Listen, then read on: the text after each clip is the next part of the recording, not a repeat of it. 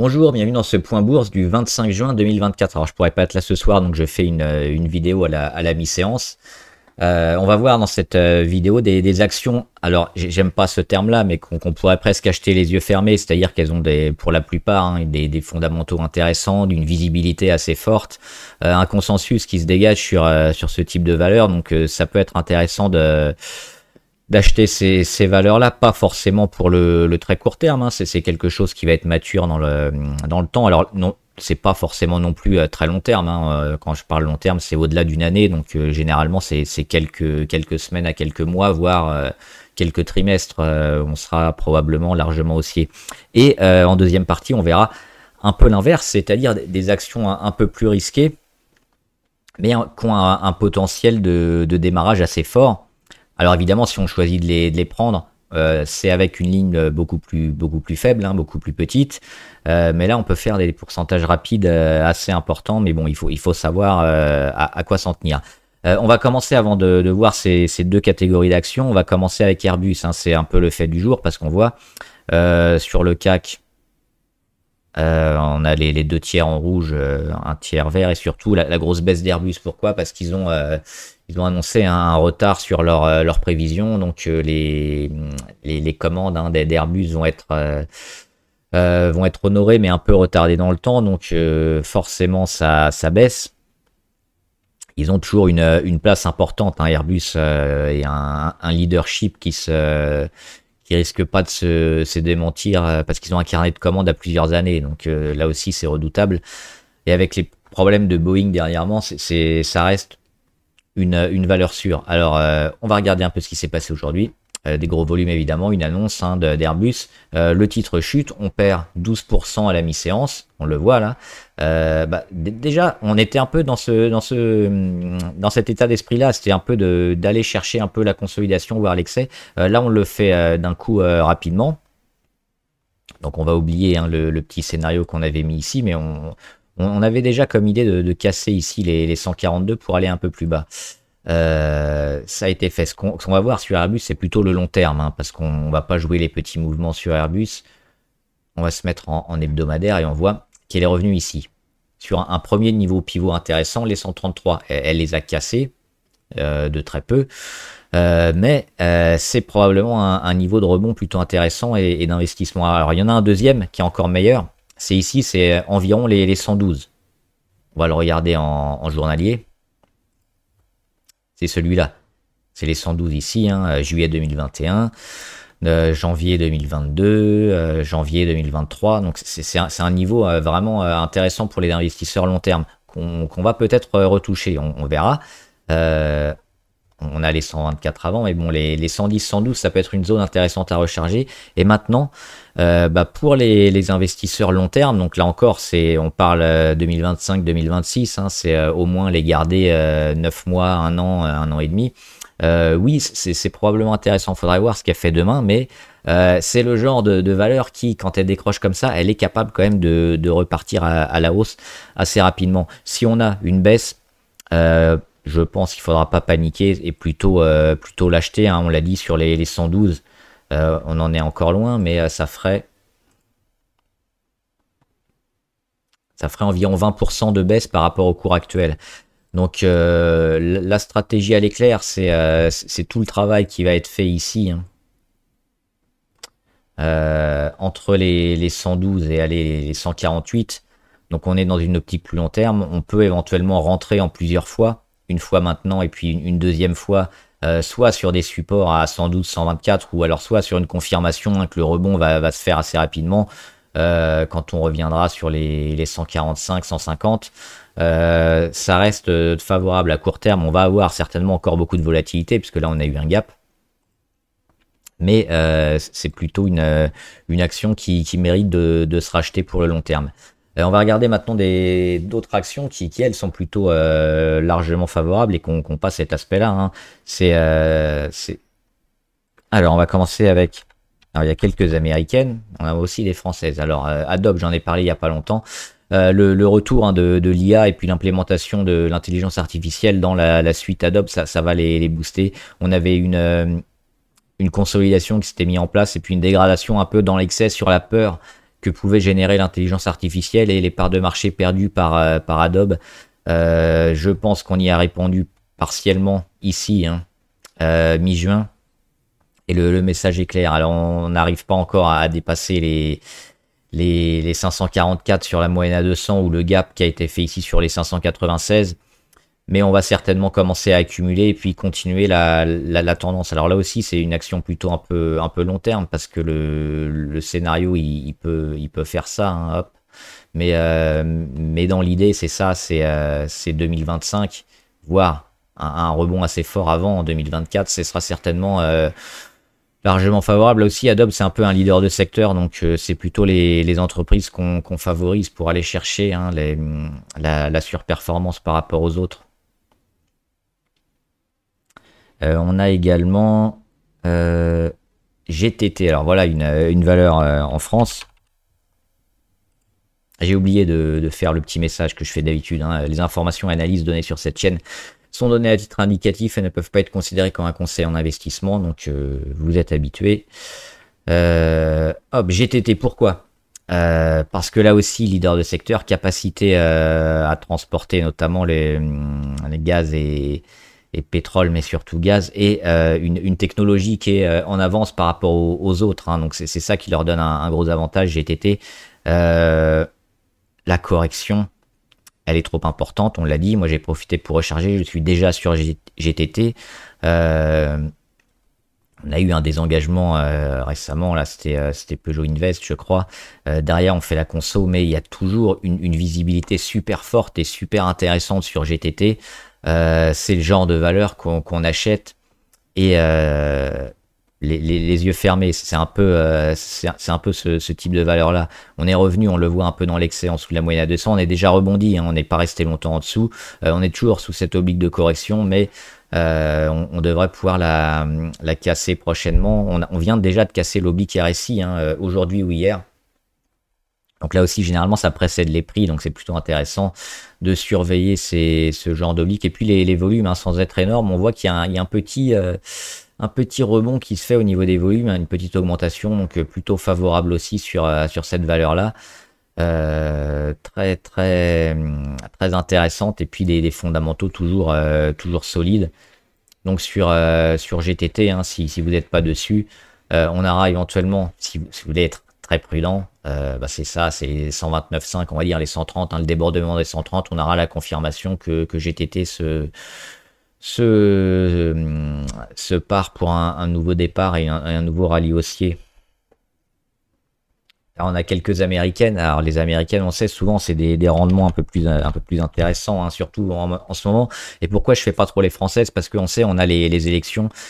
Et je pense qu'il faudra laisser passer peut-être cette semaine ou ces 2-3 semaines pour avoir un peu plus de certitude sur le sens que vont prendre les marchés français et les valeurs du CAC. Donc on va plutôt se focaliser ailleurs en ce moment. Moderna, on en parle souvent, l'importance du catalogue qui est énorme et qui va nous sortir des phases 2, phase 3 des blockbusters. Le retournement ici, on le voit à long terme qui s'est déjà opéré. Alors après avoir gagné énormément grâce au Covid, hein, on a perdu beaucoup trop. C'était sous-valorisé, on vise les 200 et plus assez prochainement. Et puis là, on voit le début de conso après cette nouvelle poussée qui avait été initiée ici, hein, début mai. Elle est relativement bien achetée par le marché, hein, une première fois ici sur la moyenne à 20. Et puis on redescend pas beaucoup, on redescend juste à peine. Là, on tient cette zone-là, hein, des 127. On va certainement aussi casser. On revient presque sur la ligne des zéros au niveau indicateur. On peut encore un peu tergiverser, aller plus bas, mais on va repartir fort. Et puis quand il y aura des annonces, ce sera des gros chandeliers pour Moderna. Donc là aussi intéressant. Qu'est-ce qu'on peut jouer aussi à part la santé et l'énergie? C'est les matières premières et notamment l'or. Alors on va regarder l'or. Gold, il est ici. On l'a dit, hein, toujours plutôt haussier sur l'or. Alors il y a une petite phase ici de digestion et de consolidation, mais là aussi on voit la force de la consolidation, hein, elle est très faible. On était sur les 2430, on consolide une première fois sur les 2320, on revient chercher la résistance, on reconsolide sur les mêmes niveaux, on perd en volatilité. Donc là, c'est plutôt intéressant aussi. Ça, c'est un gros signe de force. Et il y a toujours beaucoup d'États qui achètent de l'or. Moi, je suis toujours haussier sur l'or. Alors, pas forcément jouer l'or physique direct ou en ETF. On peut jouer les minières qui, avec les investissements qu'elles ont faits et les marges qui vont augmenter forcément, parce qu'avec le prix de l'or qui monte sur les trimestriels qui vont arriver, elles devraient pouvoir exploser leurs chiffres. Je vous en ai choisi deux. La première, vous la connaissez, c'est Newmont. Qui a déjà cassé, on l'a vu ici notamment, on avait cassé avec une mèche en avril et puis on fait un gros départ ici en avril. Moi j'étais rentré avant en anticipation ici sur les 33, on sentait que l'or allait exploser, donc toutes les minières se prenaient ici. Depuis on est à combien? C'est pas mal, hein. On est à 25%, mais il y a certainement encore beaucoup plus à aller faire et peut-être aller chercher ici les 50 ou 51 dollars sur Newmont. On est sur les 42 dollars, donc faites le calcul, ça fait encore une marge intéressante. Donc oui, très favorable sur Newmont. Et il y en a une autre, c'est Barrick Gold. Là aussi, c'est un poids lourd du secteur aurifère et minière aux États-Unis. Barrick Gold, c'est pareil, on voit cette consolidation, cette correction même un peu et cette perte de volatilité, on le voit bien ici dans le triangle entre l'oblique rouge et le support en vert, les plus hauts de plus en plus bas, et puis ici le faux départ, et finalement qui signifie, alors souvent les faux départs, ça signifie un départ retardé, hein. Il y a des fois des faux départs qui vont dans le mauvais sens, mais souvent, quand on a ce genre de config intéressante avec des consos et puis des belles figures chartistes comme ça, ça repart derrière. Qu'est-ce qu'on fait? On cherche le support, on casse à nouveau l'oblique, on va mettre des nouveaux plus hauts, et puis on crée la congestion ici entre l'oblique blanche. Donc on a déjà une congestion sur Barrick Gold. On a toutes les moyennes qui sont regroupées ici, donc on est prêt à partir. On a déjà eu le pic de volume ici sur la cassure d'oblique, et puis sur le début de congestion. Donc là aussi sur Barrick Gold, c'est une minière qui peut être intéressante à acheter maintenant pour aller chercher les 18. On est actuellement sur les 15 et on pourrait même les dépasser les 18. Ça fait quand même dans les 16%, mais je pense qu'elle peut aller un peu plus haut. Moi j'ai préféré Newmont, mais Barrick se joue également. Et puis maintenant, une série un peu de valeurs qui sont un peu plus risquées, mais qui peuvent avoir des gros gains. Alors souvent, il y a pas mal de biotech dedans, mais ça peut être intéressant. On va en voir quelques-unes. Alors j'en ai parlé d'une, notamment, je crois que c'est hier, Argenx. Aujourd'hui, voilà, elle prend encore 4%, Argenx. Elle avait fait un petit gap entre vendredi et lundi. Donc c'était un niveau à acheter lundi, soit lundi dans la journée, soit lundi soir, soit même ce matin, et on le voit que ça continue. Donc c'est pareil pour Argenx.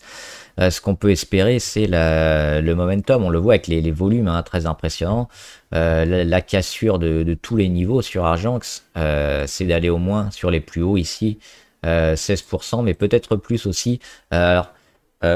Pas forcément, si on se rapproche des 495, commencer à monter les stops, et puis c'est pas le genre de valeur sur lequel on va rester peut-être très longtemps, parce qu'on sait que sur ces valeurs-là, il y a une forme d'anticipation, on anticipe un peu les résultats, les bonnes nouvelles, et puis quand ça arrive, ça vend un peu. Donc faut prendre ce qu'il y a à prendre. Quand on vient chercher les résistances, si on les casse pas d'un coup facilement, faut partir. Donc là ce sera le premier objectif, mais on peut rester si on voit qu'on ne rend rien sur les 495 et qu'on repart encore vers le haut. Pensez à monter les stops et à valider vos plus-values. On a également Mat Pharma. Alors Mat Pharma, ils ont fait il y a quelques jours une augmentation de capital, ce qui a expliqué la chute autour des 8 euros. Il y a un début de rebond aujourd'hui, et il y a surtout des analystes qui se mettent à l'achat dessus et qui ont des recommandations positives. Ça aussi, ça va booster le titre. Pareil, à l'approche des résultats, on va certainement jouer les résultats et la hausse, et peut-être anticiper les bonnes nouvelles. Donc c'est ça qu'il faudra jouer, une hausse peut-être sur les 11 ou au-dessus, Et après, quand on voit que ça commence à s'essouffler, pas hésiter à vendre et ne pas rester. On joue pas forcément le long terme sur ces valeurs-là, mais on joue le gros boost, hein, avec les pics de volatilité. Donc là aussi, Mat Pharma, ça peut être intéressant. On a également Faxiam. Alors Faxiam aussi, hein, et manque de liquidité, ils ont fait des augmentations de capital. On arrive un peu au bout là, a priori. On est sur les deux. Le but, c'est de retrouver, hein, ces niveaux-là, les 4, 5, 6. Pour un rebond, c'est un peu spéculatif parce que niveau trésorerie, Faxiam, ils sont assez limités, mais ils ont quand même une avance un peu technologique aussi par rapport aux autres, notamment sur les phagocytes, je crois, hein, qui mangent les bactéries responsables de maladies nosocomiales. Donc, ça a été plutôt encourageant. Ça peut aussi, forcément, on le voit, les pourcentages monstrueux à faire. On est sur du 100% ou du 200%, hein, sur Faxiam. Donc, il y a une part de spéculatif, il y a une part de risque. On met pas une grosse partie de son portefeuille, mais ça peut être super intéressant. Là, on le voit qu'on est toujours, depuis un moment, en survente. Mais le jour où on repasse au-dessus des 30 niveau RSI, on voit qu'il y a pas mal de volume là quand même. Faut pas évidemment que ça continue à baisser, hein. Si ça continue à baisser, on oublie Faxiam, mais si on repart au-dessus des 2,3, 2,4, ça peut se jouer largement. On a également Abionyx Pharma. Abionyx Pharma, donc toujours pareil, la dimension spéculative, hein, on en avait parlé déjà quelques fois.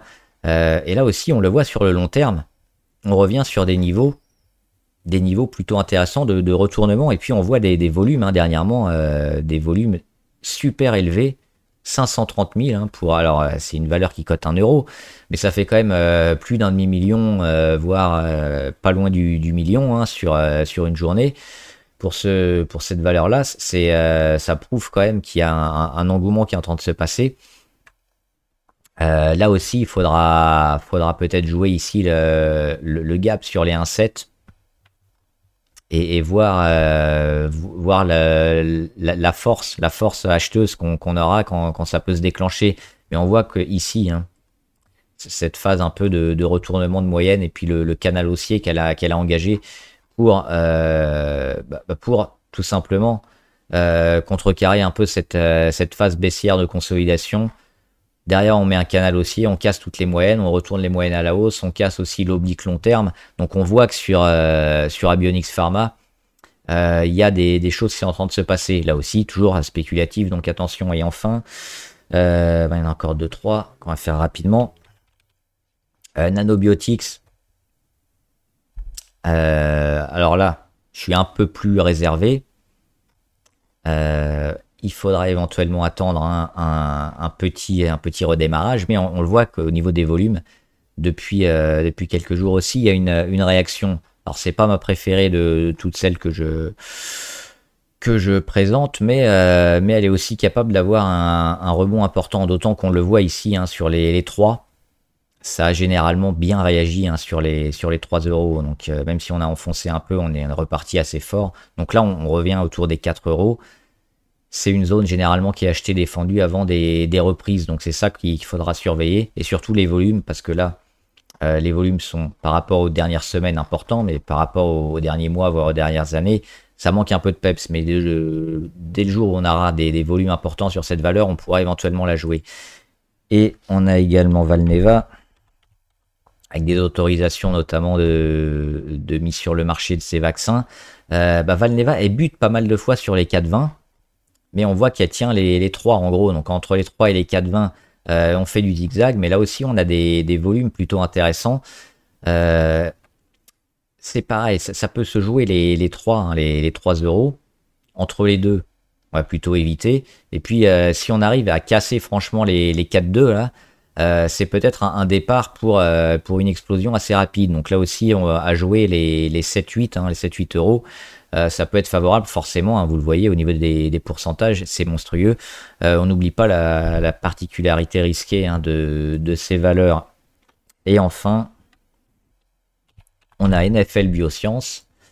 Alors celle-là, elle me semble un peu moins risquée quand même que les autres, notamment sur le sevrage tabagique. Il y a eu plutôt des bonnes nouvelles hein, sur les essais. Alors le gap, est-ce qu'il... Non, le gap il n'existe plus. On l'a comblé, on le voit. Et derrière, on est plutôt en train d'accumuler. Alors on va nettoyer un peu, hein, on refera après.